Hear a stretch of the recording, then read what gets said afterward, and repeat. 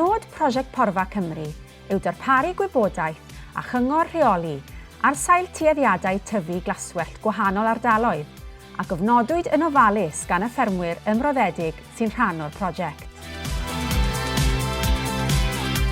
Llaeth. Mae'r rhif sy'n cael ei arddangos ar y map yn dangos y cyfradd twf cyfartaledd yn eich rhanbarth.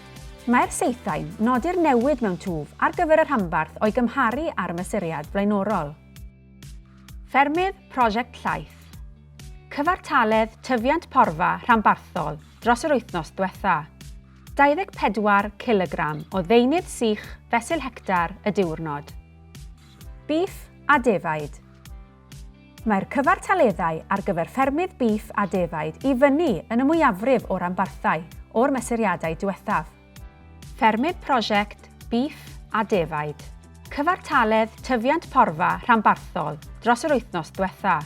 10 kg o ddeunydd sych fesul hectar y diwrnod. Mae tywydd sych wedi caniatáu a modau pori gwych.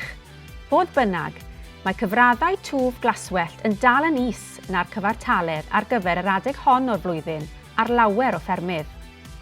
Cyngor rheolaeth pori o'r wythnos hon gan Sarah Morgan o gwmni Precision Grazing Limited.